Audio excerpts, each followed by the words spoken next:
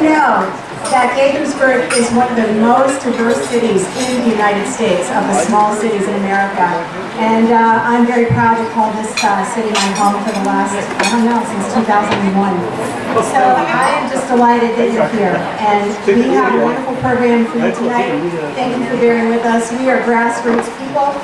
We are not professional organizers. I'm not a professional politician. We do have a few of them that are in the house tonight. So I would like to ask if there are any professional politicians or anybody who's running for an office, if you would just wave your hand or stand up right now. You can stand up. You got to give me permission, okay? We've got Central Committee people here.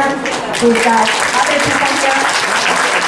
Let me tell you, it's not like I really want to run for Central Committee, but I'll tell you I'm running for Central Committee at large, so I'm on the ballot. But again, Gaithersburg is one of the most diverse cities in the United States. And I tell you, it is one of the things that when I was in Florida a number of years ago, and I will tell you one of the reasons why I'm wearing this Florida outfit, I want to make Maryland better than Florida. Okay? And I know I have nothing personal against Governor DeSantis. I'm very grateful for him because he has led the way on many things. And but I am very proud that we have a man in the House, Dan Cox, who is going to be even better than Ron DeSantis and making Maryland better than Florida. All right, better than Florida. And the ways that you can do this is each of you, okay, each of you is important, okay? Each of you has a network of people. And think about, just think 5 people that you can invite to vote. Think about 5 people you can help them change their voter registration. I mean, think about it. We have easy ways to do that. I have so many things to tell you tonight. I could talk all night myself, but Dan likes to talk. But I sort of, it's like this kind of thing. I want to give him opportunity to eat, but we're not starting dinner for a little bit, so it's kind of complicated. But I will say that I'm a former radio person, and I like to ask people questions. I want you to feel like you're in my living room, like who are you? So I'm going to ask you some questions. We'll get underway in just a moment, but we should do the proper things, and that would be a prayer and a pledge. So without further ado, I would like us to say the pledge. Okay? So if you all stand with me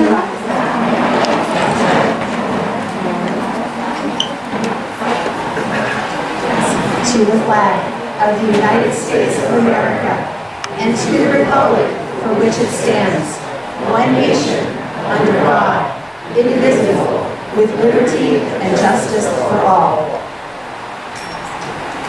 And it's my pleasure to invite Daniel Irby to come and sing the national anthem. And I will tell you how I met Daniel. We were at the Montgomery County Convention, the Republican Convention, back on April 30th.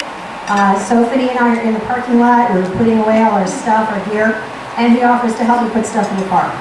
So what do? A newbie in me, like, let's recruit people to help stuff. I said, you want to donate $100 to the Dan Cox campaign? That's how we started talking, and I learned about what he's doing. So he is a professional singer. He is with the United States military. And I want to say he is taking a strong stand. And freedom is not free. And I want to just applaud Dan and let him sing the anthem for us.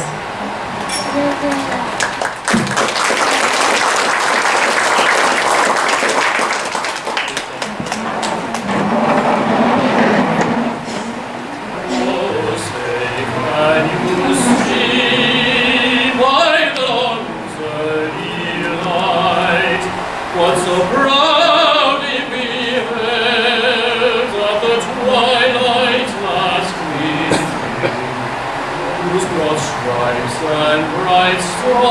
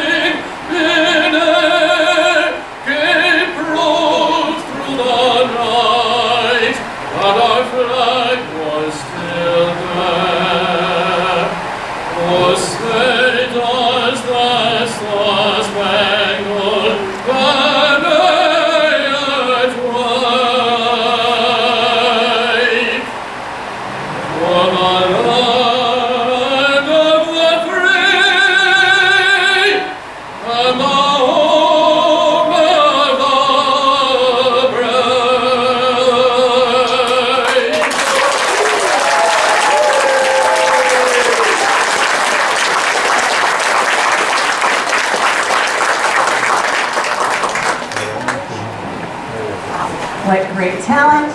What a great song. You know where it came from. Francis Scott Key, about the episode that was happening in Fort McHenry. Who has a license plate with the Fort McHenry on it? Anybody have one of those? Okay, well, you can probably still get them. Anyway, it's my pleasure to invite Dr. Johnson Fan to open a prayer for us tonight.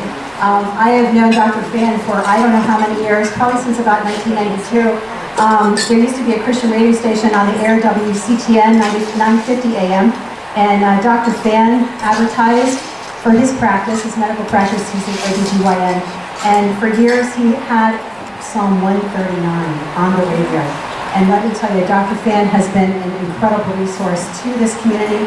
He is the medical doctor on the staff of the Rockville, his name changes so often, the Rockville Women's Center. It used to be the RCPC, it used to have all those other things, but they're a pregnancy resource center. And so anyway, I'm just delighted to have Dr. Fan pray for us in this evening. Thank you.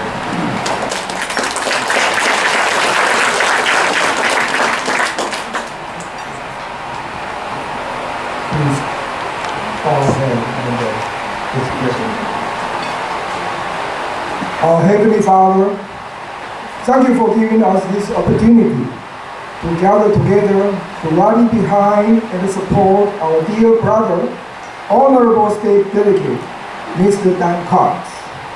Thank you for placing him in Pastor's home so that he has been taught and led by your truth and Holy Spirit. And he has devoted his life in public and political field to serve. Our world around us is in turmoil, but we thank you for them willing to obey your calling, to dedicate himself to be candidate in running for government of our great state of Maryland. His campaign promises from uphold the Constitution and defend communities from violence and support police and reduce taxes to ensure election integrity and provide parents with school choice, all in line with biblical truth. May you bless this campaign, keep him courageous, keep him strong and faithful to you.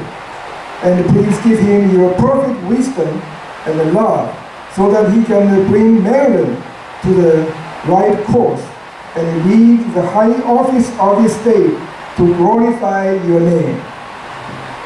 Before we partake of this wonderful food, we give you thanks. May you bless it and give us the strength and keep Don and help Don run a good race. We humbly pray in your wonderful name, Jesus Christ.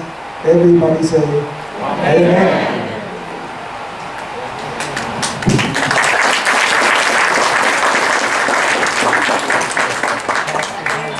Okay, in the radio tradition here, I have a giveaway. All right, have a giveaway. And the giveaway for this, I'd like to know who has brought the most. Okay, our theme of the evening is family, faith, and freedom.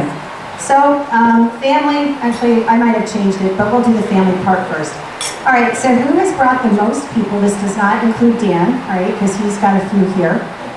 Okay, who's brought more than 2 people in your family here tonight? Okay, in your family, direct family right here. Who's brought more than 2? Who raised their hand? Stand up if you have more than 2 here. Yeah, seriously, stand up if you've got more than 2 of your family members here. Okay, all right. How many? Okay, good. Thank you so much. Okay, so keep standing. Keep standing. How many people did you bring? How many did you bring? 4. Okay, good. How about you? Oh my gosh, 5 it is. Okay, congratulations. Okay, what's your name? Grace. Okay, that's our name.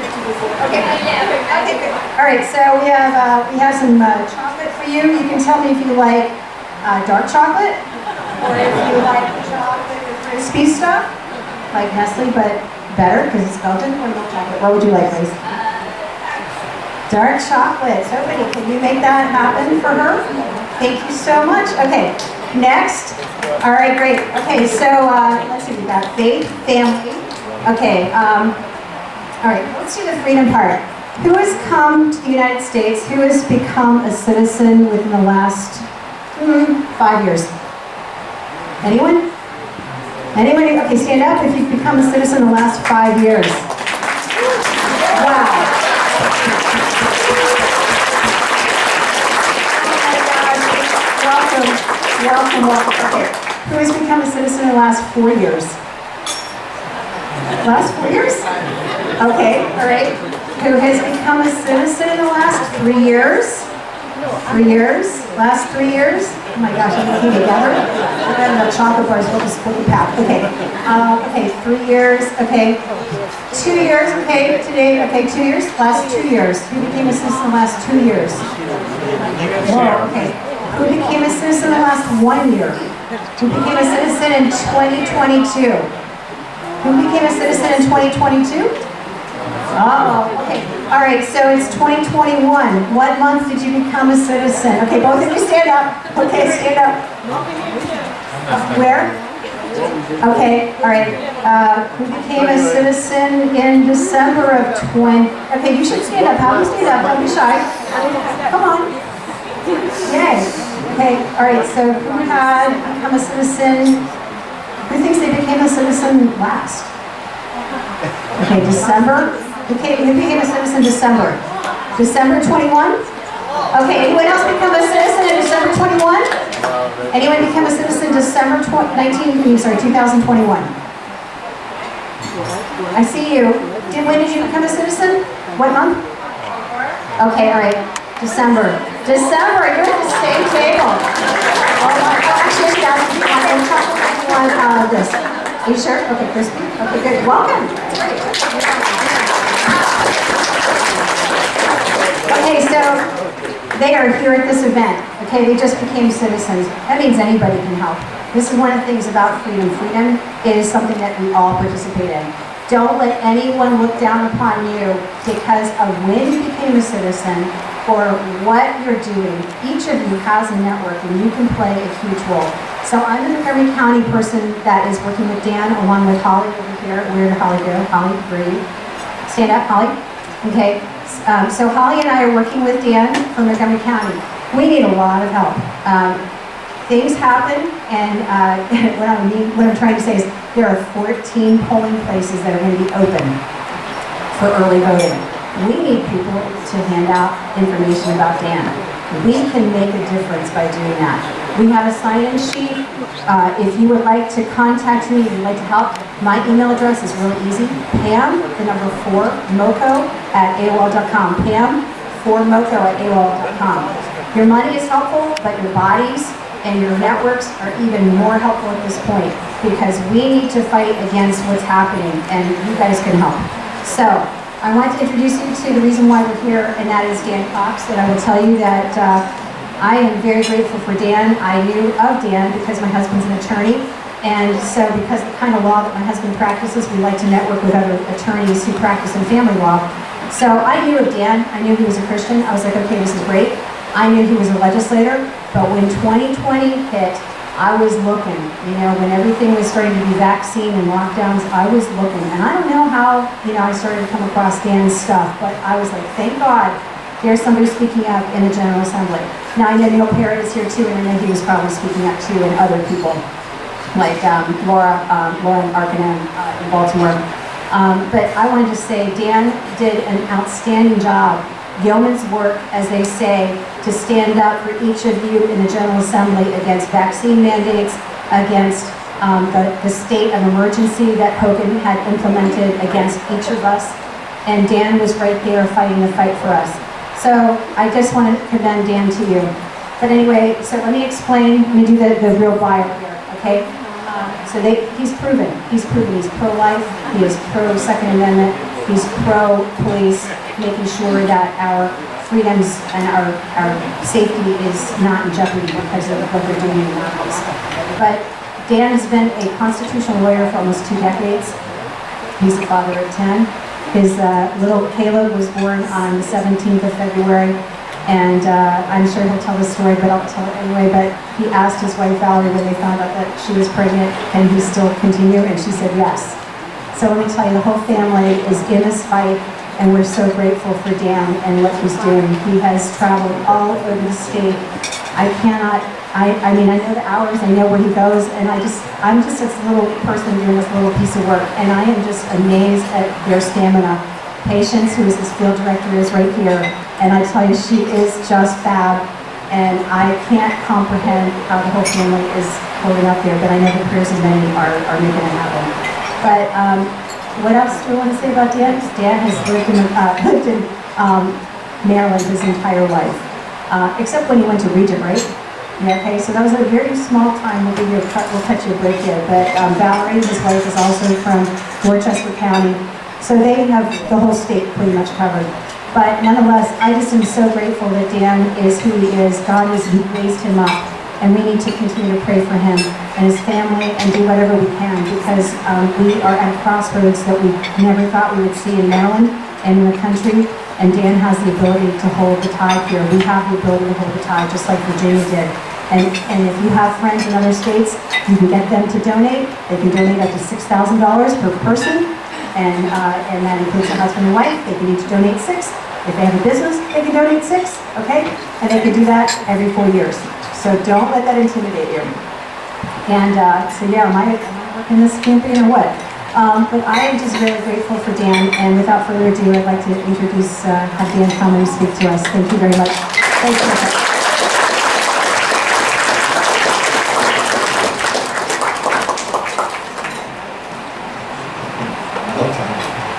Thank you so much. I just want to say thank you to Pam, Sophie, and so many of you that are here, Holly. And if I know I'm going to miss so many of you, so I'm sorry for missing your names, but you are the point of freedom for our state.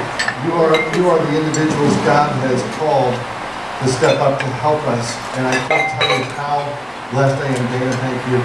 I'm telling you, my wife and I are doing this as a team, and she's not here tonight, but she sends her love. She's nursing our 3-month-old. She can come to some events, so she'll probably be at the next one. And all of you are invited to our victory event on July 19th and our rally before that on June 25th. And she plans to be at both of those, but she sends her love. I am so grateful to be here.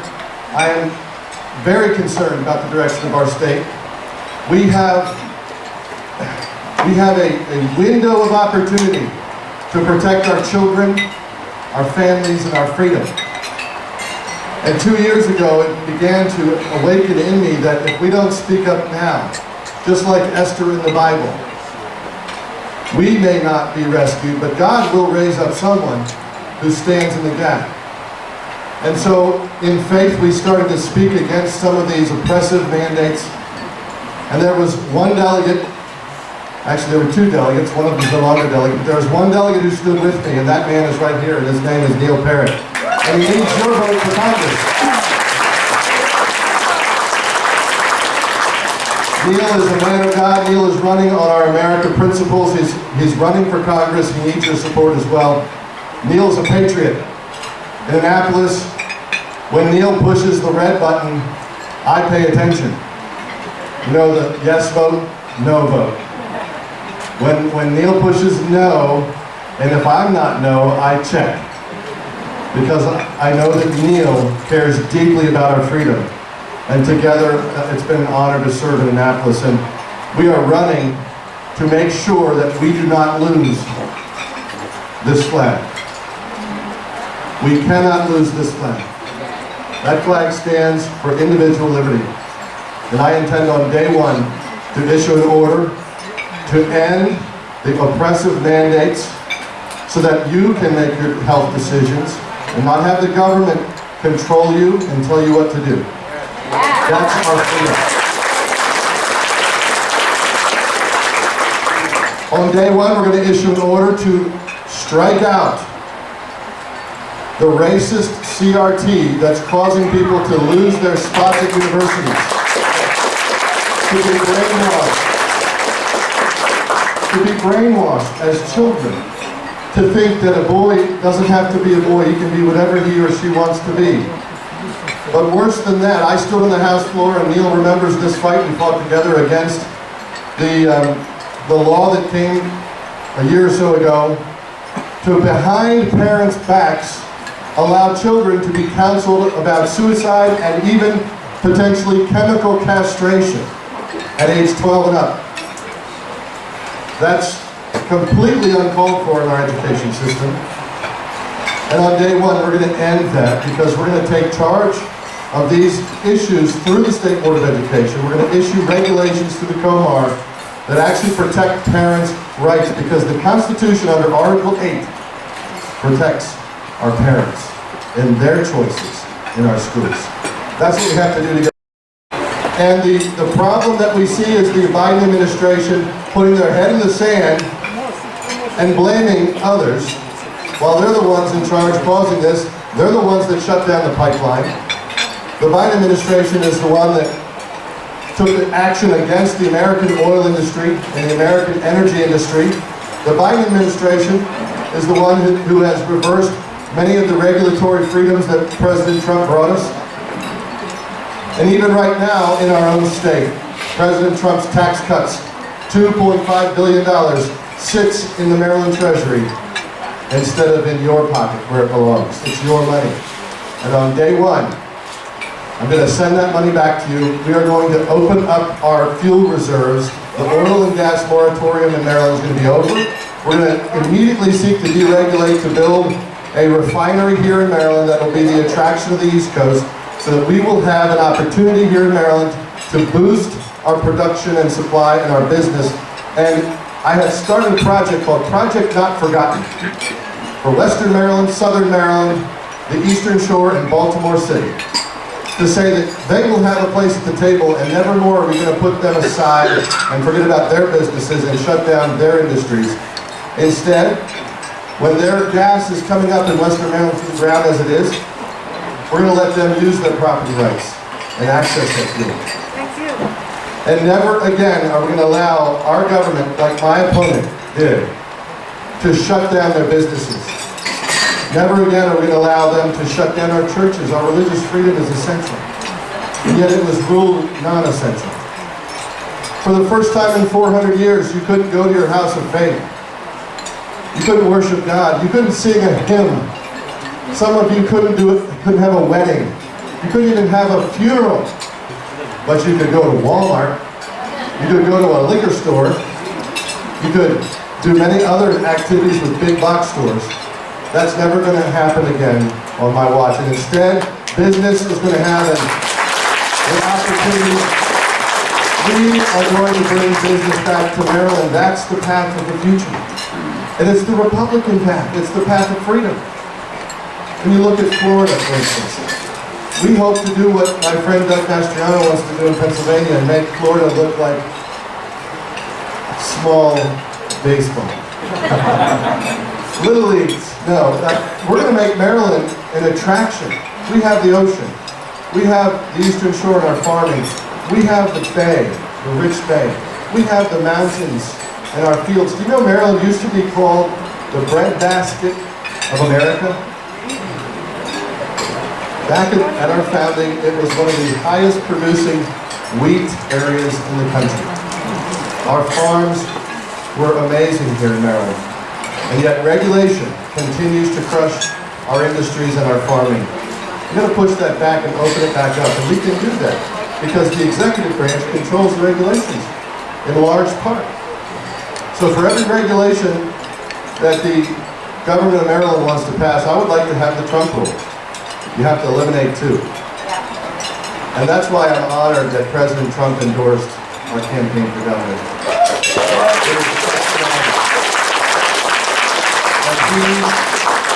When I met with him in Mar-a-Lago, he said, Dan, you've got to win because the country's at stake. This is not a small thing anymore. When we see that our freedoms are being vanished before our eyes, when we see that every day there's a new attack on individual liberties, we know that this is the time, this is the moment that we have to speak up.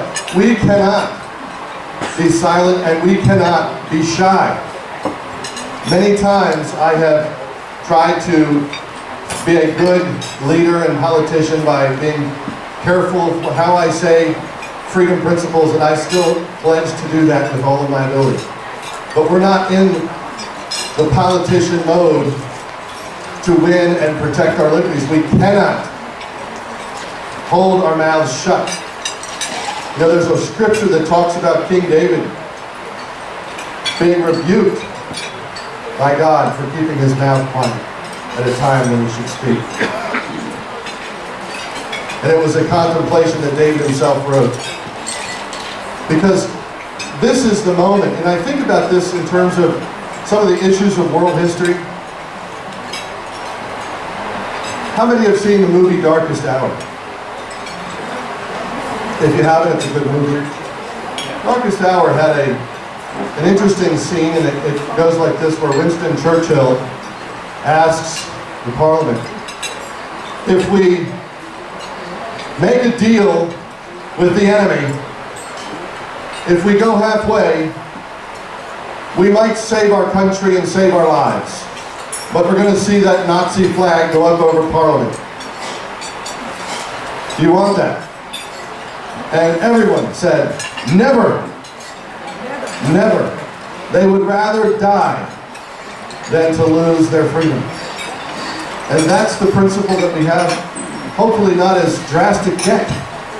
But if we don't take steps now to say, never are you going to cede our control of our children to the World Health Organization, never are you going to indoctrinate our children with this propaganda that wants to sexualize their minds at pre-K through 3rd and even through 12th grade when they should be learning. And never are we going to sit idly by while you steal an election. That's what happened. I was there. And we need to take steps to protect our voter integrity. And so I know there are quite a number of speakers. I hope to be able to answer questions. It's so good to see you, Mr. Salazar. I didn't see you over there. So many wonderful people.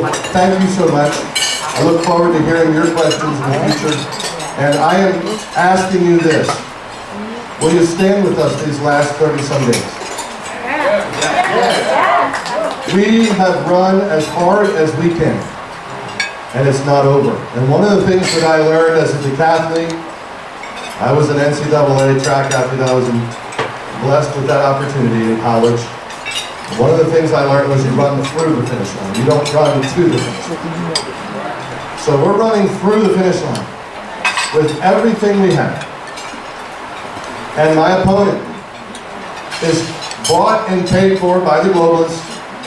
She's bought and paid for by the Hogan machine that wants to shut us down. That wants to pretend as if state power can control our constitutional rights. That wants to pretend that they can set aside the Constitution during times of so-called emergency. Do you know that we don't have a Constitution if that's true?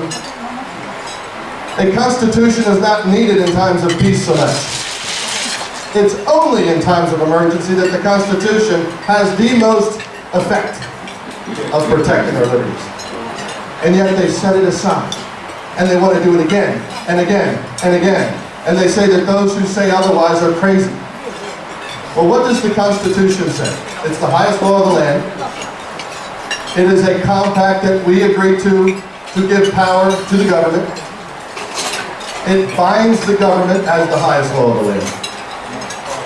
It is not able to be waived. And if it is waived, especially under Maryland's Constitution, Article 44, what else is waived? The existence of the office that waived it. The only reason a governor's office exists is because we gave it a power to exist in the Constitution. So if you set aside the Constitution, what else are you setting aside? Yourself, as a governor. We need to correct that. Because if we don't, we will go into a path forward that will cause our children and our grandchildren to not ever know, to not ever remember, to possibly, God forbid, not ever experience what freedom is. So this is our moment. This is the time I need your help. Things are looking great. We're going up on TV. We are meeting the enemy in the battlefield every step of the way. We're on radio across the state from Garrett County all the way to the ocean. We have mailed over 200,000 people, but we have to mail another 200,000 at least. And television, right now I need to raise $60,000 just for television. I'm telling you this so that you can pray with us. And maybe God will put it on your heart to help us. But this is the moment, not July 20th. Right here on June the 10th. Thank you so much. And by God's grace, we will win with your help.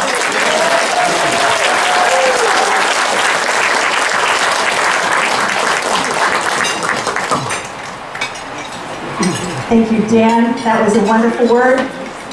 And I am just so thrilled again that you guys could be here to hear that from Dan as he's traveling throughout the state. How's the dinner so far? Okay, I've enjoyed a few bites. It's good. Now Dan can really enjoy a few bites. I hope Neil's gotten a chance to enjoy a few bites. Where's Neil? Okay, good. Did you get a chance to eat anything? Okay, good. So anyway, I am really delighted to tell you about Neil Parrott. Neil Parrott is running for Congress in District 6. Who is in District 6? Who actually knows the legislative district? I'm in District 6. District 6, believe it or not, it is one of the most gerrymandered districts in the entire United States. If you know where Deep Creek Lake is, and you know where Gaithersburg is, that whole area is District 6. Can you believe it? Unbelievable. Neil is a legislator, state delegate. He has also has a background in engineering, worked with a number of highway projects. He has his own business in that particular industry. And Neil has been a stalwart in the pro-life area and in many things relating to our personal freedoms. This is one of the things that happens. Most people send people to Annapolis and they kind of don't really keep track of things, meaning the people that send them there. But I know that people here probably are very aware of the things that happen in Annapolis and know that Neil Parrott has been a stalwart for the pro-life movement to protect us from the vaccine mandate and other kinds of things. Neil's also done a great job with his mdpetitions.com over the years to get things on the ballot. Neil has done, he's actually working on a ballot issue right now, the horrible abortion referendum. Maybe Neil can tell us more about that. But if you just go to mdpetitions.com, I'm sure you're going to see something about that. Nonetheless, I'm delighted that Neil is here, and would like just to ask you to give him a round of applause. Neil Parrott. Neil Parrott.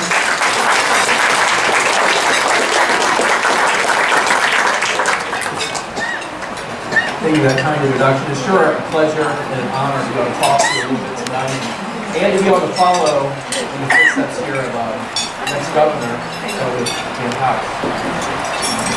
You did a great job saying a lot of the problems that we have. I have some questions I'm going to ask you guys. The questions are why questions. Why is inflation so high? Why is the border overrun? Why are gas prices so high? Why isn't life protected in the room? Why do we have gun violence? And why do we have reverse discrimination occurring in all of our schools across this country? Not only high schools, middle schools, but colleges. Why is this happening? And unfortunately, there are answers. There are answers. And elections have consequences. And unfortunately, sometimes they have very negative consequences. You know, inflation, do you remember just a couple years ago when President Trump was there? Was inflation high like it is now? No, we're at a 40-year high right now. How did that happen? Let's answer the question why. Well, the answer is, you can't spend literally trillions of dollars that you don't have and don't expect some kind of repercussions. We saw this early on. They spent $5 trillion as a bailout. You know, unfortunately, that happened under Trump. They did another $5 trillion under Biden. There's another bailout. Then they did the infrastructure bill, where only 10% went to roads and bridges. The rest of it went to green energy. We can't afford that.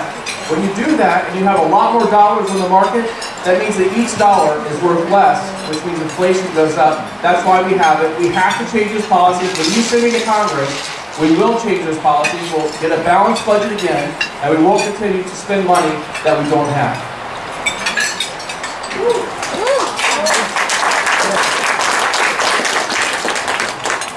Why are gas prices at $5 a gallon? Let me tell you one thing. In Maryland, come July 1st, they're going to go up 7 more cents a gallon because of the state gas tax. You know, Dan Cox and I tried to reverse that, as did almost every Republican in the Maryland House of Delegates. We introduced this amendment to say this automatic increase in the gas tax needs to go away. And unfortunately, the Democrats wouldn't allow it to happen. You know what they did? They had a gimmick. Do you guys remember about March time frame? They said, we're going to have a moratorium on the Maryland gas tax. And for 1 month, they got rid of the gas tax. You know, at the time, I was like, do I even vote for this? This is such a gimmick. It's wrong. And it's not going to help anything because the highest gas prices, as we all know, in the transportation industry. We all know this happened around Memorial Day when people are traveling and in the summertime. Well, we did it for 1 month. The month ended, we said, okay, we need to extend it like another 3 months or so. Of course, that didn't happen. The Governor Hogan said, hey, we need to extend this, get rid of this gas tax right now. The Comptroller Franco said we need to do it. But they each said, well, we don't have the authority to do it, so it has to be the General Assembly. So they said, General Assembly, you should have a special session. Actually, a lot of Republicans signed a letter saying we should have a special session for the purpose of getting rid of this automatic gas increase that's going to happen on July 1st. But the President of the Senate and the Speaker of the House both said, no, we need your money for these other projects. Too bad for you that you're spending $5 a gallon at the gas pump, and too bad for you that you're spending 40 cents for each gallon just for the Maryland gas tax. But we're not going to do anything about it because we need your money. Let me tell you what, they don't need your money. They have a surplus and they don't need it. You know, that's just a temporary solution. We're talking what Maryland could have done. But nationally, why is the gas prices, why are they so high? You know, if you look at the Biden administration, he'll say, well, it's Russia's fault. Well, those gas prices were increasing greatly way before we got into the situation with Ukraine. That's how that even happened. And let me just ask you, why did Ukraine happen? Did it happen during Trump's watch? No. No, you're right, it didn't happen during Trump's watch, and I'll tell you why. You all know why. They were afraid of President Trump. They were afraid, and they respected the United States of America, and they don't respect us now.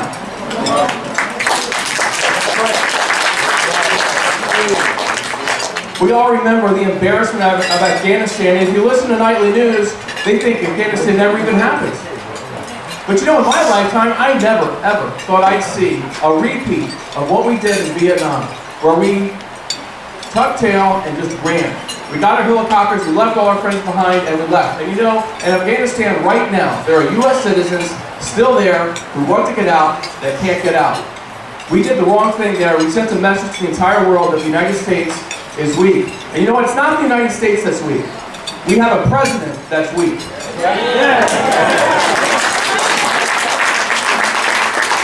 And we have a U.S. House of Representatives and a U.S. Senate that goes along with this president, and they're weak.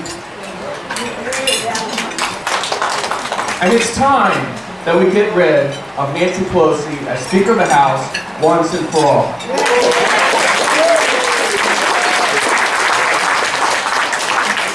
And we can do it.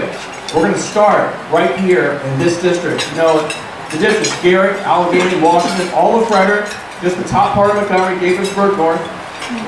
We can win the seat. Actually, look right online right now. There's a race to the White House. It's actually race.wh.com. It shows Neil Perry versus David Trump. I'm ahead 3.3 percentage points right now, according to their analysis.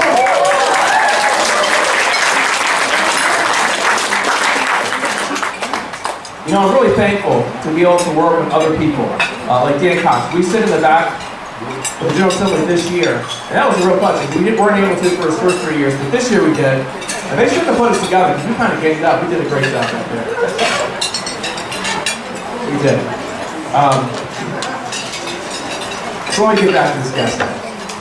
Why is gas so high? Well, on the very first day of office, President Biden got in and he said, hey, you know that Keystone Pipeline? Forget about it. Even though you already have all the legal reasons to be able to do it, even though you have all your approvals, we're going to go back on our word. The United States is going to go back on our word, and we're going to disapprove this on a whim, because he thinks he's the President of the United States. Now, if I was in Congress, I would have said, you cannot do that. You don't have the authority to just simply overrule what Congress has already decided. And we would have fought back. And when we have a Republican-controlled Congress and hopefully Republican-controlled Senate, we will push back.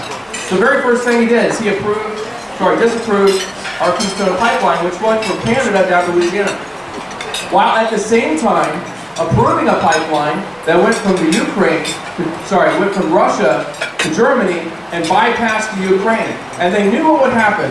If you listen to Senator Cruz, what was going to happen was they said, well, if you have this new pipeline, you don't need to go through Ukraine anymore, and then Russia doesn't care about an unstable Ukraine. They always cared about it because they had to still get their energy and make all their money getting it to Germany. But they thought, with this new pipeline, we don't care about Ukraine anymore, now we can attack them, and the United States is weak, and that's why they did what they did. Unfortunately, bad leadership has put us where we are. Not only did he shut down that pipeline, but there were leases all across the country on federal lands to be able to drill for gas and oil, and he said, no longer are you going to drill, we're going to get rid of those contracts. Again, these were legal leases. These other companies had invested millions of dollars to be able to pump the oil and gas out of these places, and President Biden, to get on the web first day, said, no, you can't have any of those. That's right, it's terrible. And even recently, every 2 years, we have offshore places where they drill for oil. It's just a matter of just signing. The president, it never even happens. But this time, President Biden delayed it. And so right now, to my knowledge, he hasn't signed, and we aren't allowing offshore drilling for gas and oil like we have been, because they're sitting there and delaying it. I don't know how long they're going to delay it. But listen, when you have a shortage of supply, the prices go up. We have a shortage of supply because we have a bad president.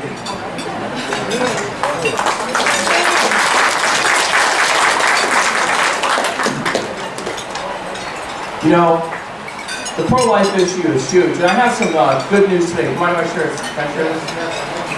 All right. So I got some great news on the phone today coming from this meeting. I got a call and said, hey, we've decided to endorse a couple candidates. This is the Maryland Right to Life. This is the biggest pro-life organization in Maryland. And I want to tell you, just this afternoon, they endorsed Dan Cox, the governor.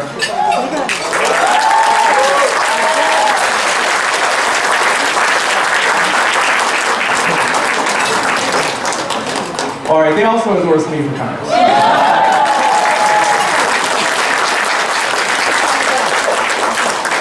What's exciting about that is they told me on the phone, a lot of people are expecting to get endorsements from this year, and they're not going to get it. And why aren't they going to get it? Because they didn't stand up like they needed to for pro-life issues.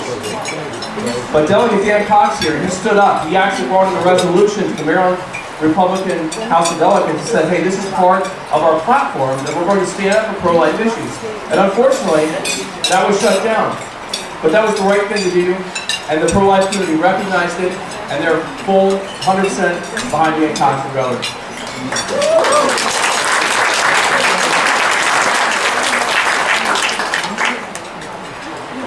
We have to respect life. If you don't respect life, a lot of bad things happen as a result of that. And in Maryland this year, there was actually a bill that was put forward that basically would have allowed for abortions up until birth, which already happens in Maryland.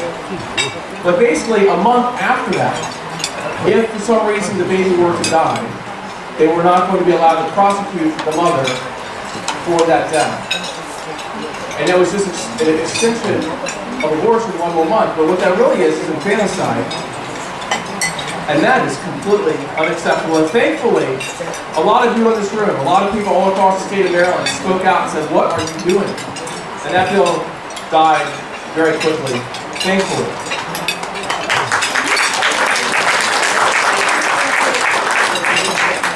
But that's what it's going to take. We have to stand up for the unborn child. It's all of us in this room, all across the country, all across our state. And I do have good news for you. It's June 10th right now, and in about 2 weeks, we're going to hear a United States Supreme Court decision, I believe, that's going to overturn Roe versus Wade.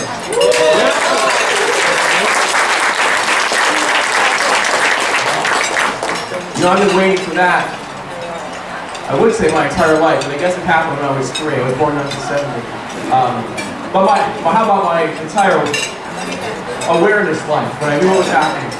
And I'm very, very excited. I was at the 20th anniversary, my wife and I, April, since her regard, she was here. But we were both, and she was in Delaware, I was in Maryland, we didn't know each other.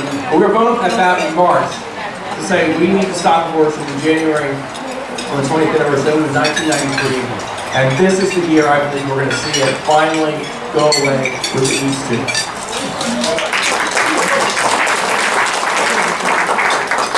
But what does that mean?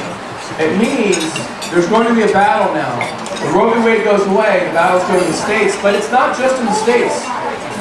Already, the U.S. House of Representatives has said that they want to have abortion legal all 9 months. They passed this bill. It's failed in the Senate. We have to take back the House to make sure bills like that do not pass.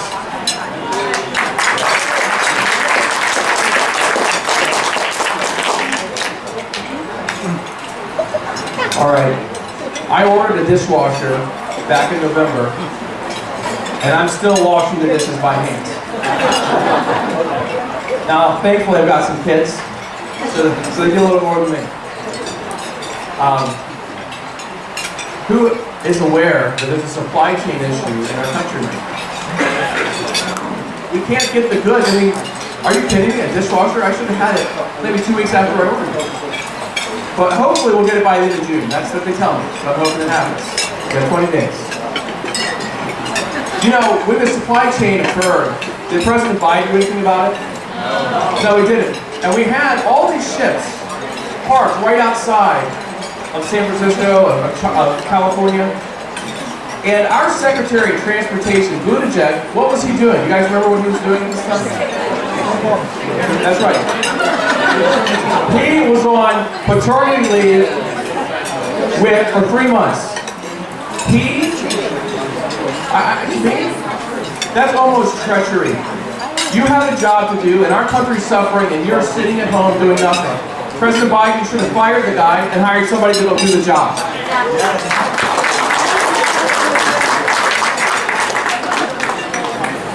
And if he didn't do it, then the U.S. House of Representatives, the U.S. Senate should have done it and said, no, we're not going to accept this. We need somebody working, not sitting at home. We need to get those ships taken care of.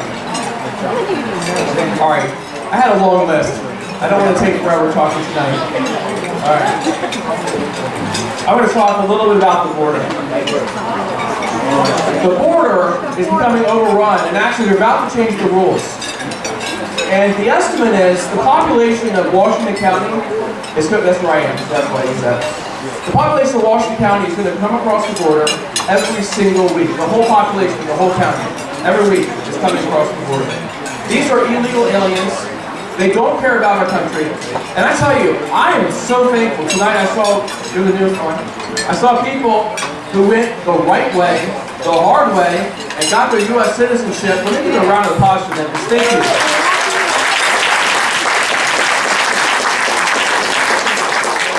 We welcome you, and we're so glad you're here.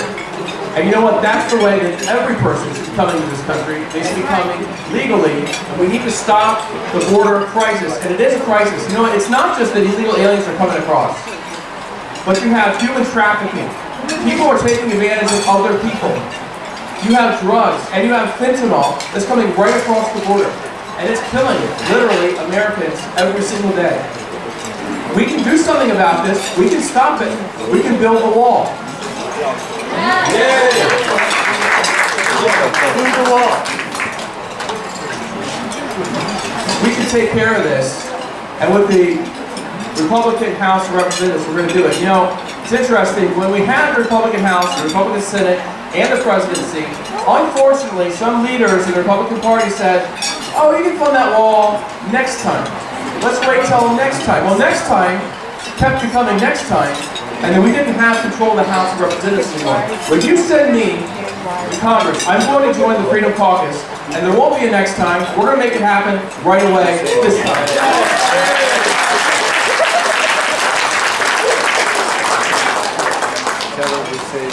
All right, so this last night, we talked about gun violence just a little bit.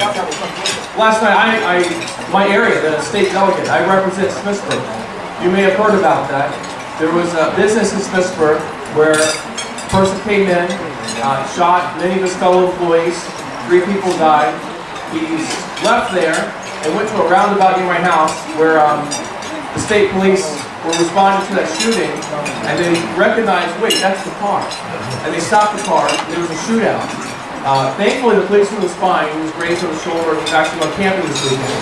So, and the person who did the shooting was shot twice in the chest and is now recovering in the hospital. And we don't know who that person is yet, until we're going to find out. But why do we have this violence problem? And you know, a lot of people, even in the interviews, you know, this is not supposed to be political last night. I was there to comfort that community, along with Delegate Weibel and some other local officials. But they immediately turned it into a political question and said, well, do you want to get rid of the guns? The guns are the problem. Let me ask you a question. How many of you guys have a car? Okay, how many of you guys are going to drive home tonight? You know, with that kind of logic, there are a lot more fatal car crashes than there are murders like that in this country. A lot more. I think we should ban cars. What do you think? Yeah, the answer is not to ban the car. The car is not the problem. Careless driving is the problem. And the problem is not the guns. It's the person who has the guns. That's the problem. And we need to fix that problem.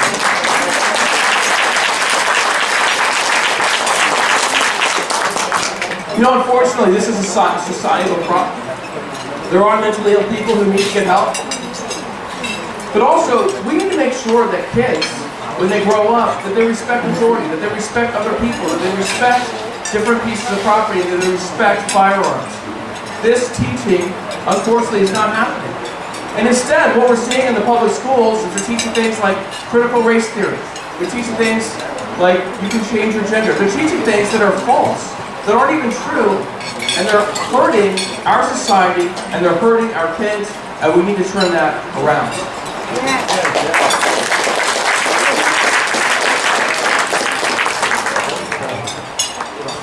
The last thing I want to talk about is reverse discrimination. You know, a lot of you in this room have experienced that firsthand, or with your kids, and I'll tell you, I've experienced it firsthand. They wanted a certain person in the position, and I went for a job. I was working at the State Highway Administration at the time. They wanted a certain person at that job, even though this person actually wasn't quite qualified yet. She needs another year. She's the one who got the job. Now, that's okay. Actually, God had a much better plan for me. I left the state and some other things. I'm a delegate, I'm in Congress. I mean, it's all great. But we shouldn't have reverse discrimination. When people apply to go to college, you know, Martin Luther King Jr., he said that he dreamt of a day when his daughters would go out and they wouldn't be judged by the color of their skin. They would be judged by the content of their character, and we need to have our colleges look at content of character, and whoever is the smartest, the best, the hardest working, the best character, those are the ones who need to be in that school.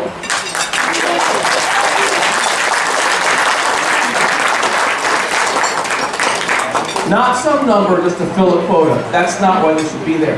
We need to have the SATs. They need to stop this, oh, we shouldn't have the SATs anymore. Oh, why is that? You know, it's unfortunate. What we're seeing in our schools is that they're not taking the best and the brightest into these top schools now. They're taking quotas that they want in the schools, and it's hurting people all across the country. And what it's actually doing to that school, and we're going to see it, you're going to see it over time, those are not the best and brightest, and so those schools won't be the best schools anymore. Other schools will be. They're going to replace them because they are hurting themselves by their acceptance policies. And actually, I believe this should be illegal. There's a lawsuit that's been going on. I hope they win. They need to win. People should not be admitted to colleges based on their appearance. They need to be based on who's actually the best person. And you know, that also goes to Montgomery County. They have these programs where certain schools or certain talent gifted programs, the best and the brightest, those are the ones that should be in those programs. They need to be rewarded for working hard. You know, they're not just born that way. They worked hard. Their parents helped them. They disciplined them. And they did their work. Those are the ones that should be rewarded with this type of program so they can continue to get better. The better and the better. And that will improve our entire society. Again, we can't just allow some quota system where not the best people go into these programs. It's disappointing, it's hurting our country, it's hurting families, and it's actually hurting the motivation of different people. Over time, if we continue these policies, people are going to say we don't need to work really hard because it doesn't really matter.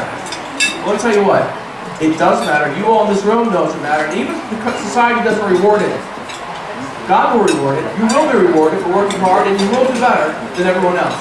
And we need to make sure we encourage that as a government.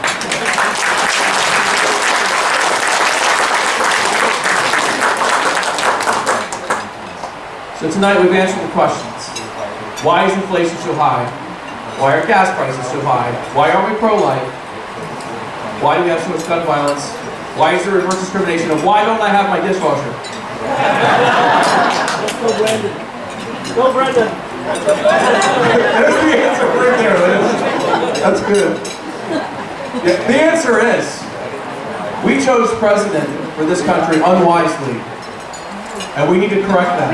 We're going to start by correcting it.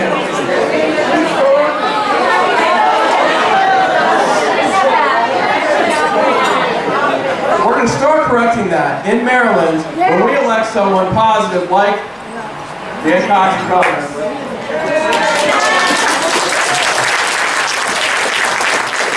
We're going to correct that in Congress.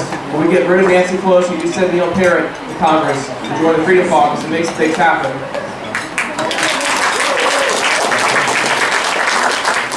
We're going to take the U.S. Senate, and in 2 years, we're going to get rid of Joe Biden, and we're going to replace him with someone much, much better.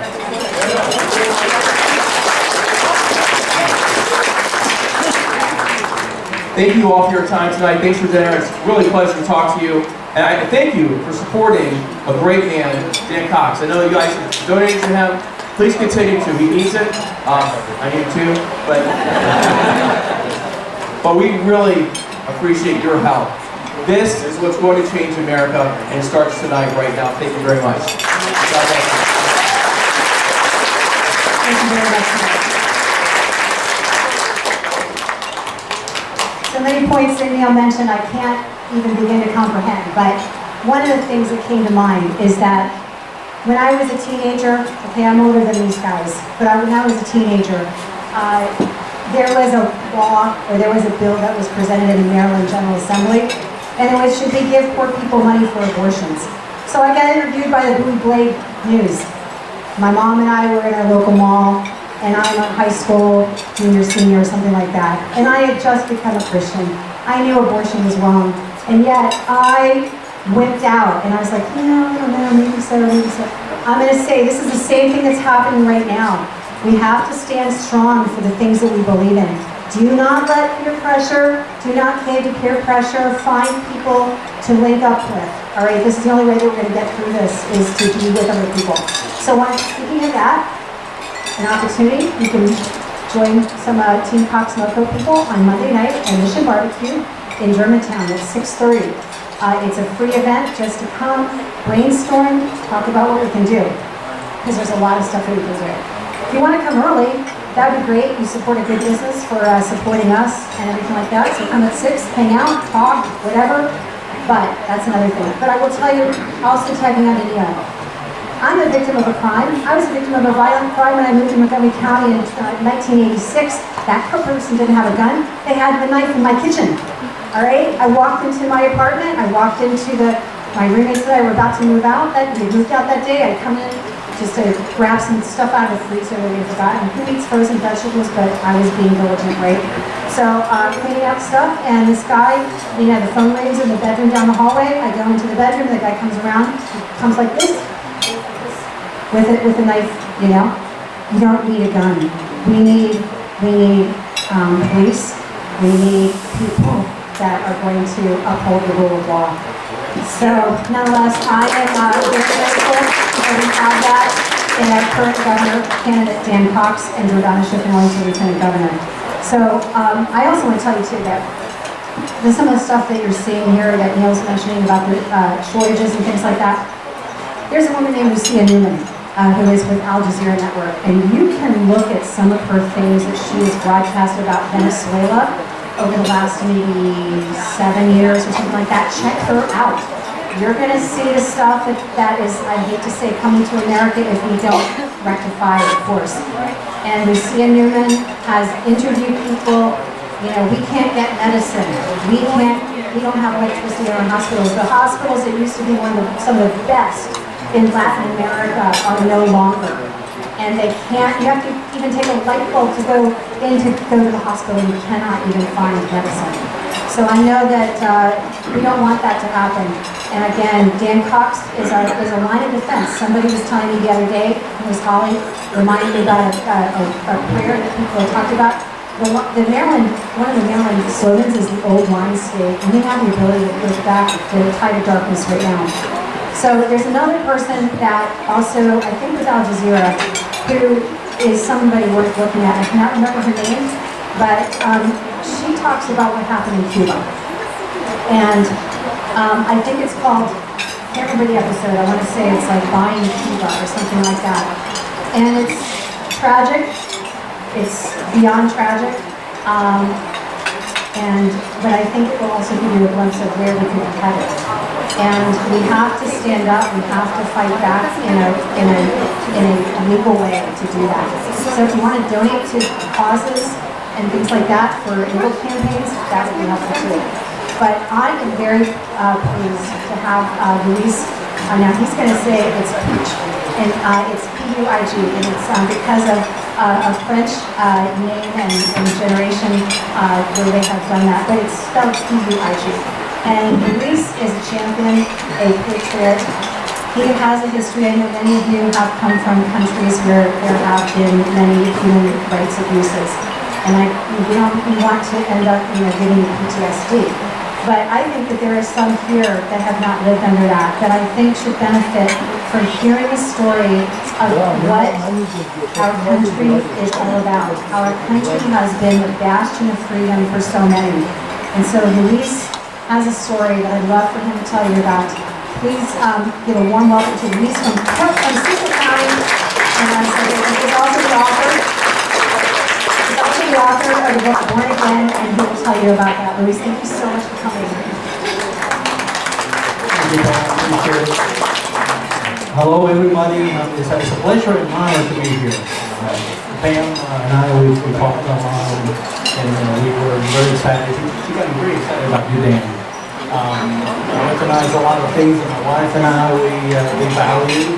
And looking at all the other candidates, we said, you guys, you and Jordana, you're the ones. Jordana came from communism, so connection there. I was born in communist Cuba. I was born in 1965 in Havana. My family would only been here in America for 3 generations. My grandfather was a Catalan, born in Spain, from France. They came to the Americas because of World War I in Europe. And they and his brother started a business in Cuba. They were very good. They had a grocery store. They were doing very well. They had my father and two brothers. And what happened is they were up, becoming very, very successful. When the communists came in, what happened in Cuba is the republic had been suspended. Because of communism in the 1950s already into the system trying to overturn Cuba into communism. A colonel and an officer of the army took over the government, and a lot of Cubans didn't like that because destroying the Constitution, is something that you don't really, it's not something that you do like. But the reason that he was doing it is because he was finding the communists that were doing like they're doing here now, getting into the government and trying to turn Cuba from inside. But he was a hard man. You can hear all kinds of things about Batista, how horrible he was and all that, but he was horrible to the leftists. The mistake he made was that he was killing people without a trial. He had death squads going killing the leftists before they did something over there. In retrospect, a lot of people say, well, they should have done to have trials, show who these people were, and then to death.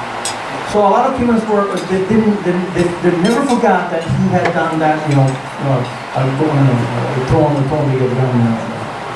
So when the Castros came around, without Castro at the beginning, he said, we're not communists. Yes, that's actually the Ed Sullivan show. here in the United States, 1959. He is, in black and white, saying, not a communist. We're to restore the republic in Cuba. At the same time over there, he was passing laws to take people's property away, to confiscate national laws. So my family, very political, we were watching. We go by the Bible. By your deeds you'll be judged. What you do is what tells you. You can say all kinds of things that you are this and all that, but what you do in your life, that's who you are. And who you hang out with. Tell me who you tell me. My grandmother would say, tell me who you hang out with and I'll tell you who you are. And if he's hanging out with Che Guevara, and he was hanging out with the communists and all that. So the alarm bell went off. So my father and my grandfather said, we're going to do something about this guy. And my father started actually spying for the CIA. My father volunteered for the CIA in 1959 April. And he was one of the agents in 1962 when the missiles were coming into Cuba. He was taking pictures of the missiles coming in. At the same time, he was actually starting to date my mom. Now, in my mother's side of the family, they were construction people, construction, skills and all that. So he was asking questions to my uncle about what they were doing to pass it up to the CIA. Okay, my mother. I hadn't told her anything about what he was doing. And then they fell in love, got married, and then she found out that he was a CIA spy. Well, she was also a spy with him. So what they would do is they would go to a port and something like that, and he had graduated from the school of journalism in 1959. He was actually one of the photographers, one of the big, El Diario de la Marina, which is one of the big newspapers on it. He was one of the photographers. And what he was doing is, he would look like he's taking a picture of her, but he was focusing what's in the back.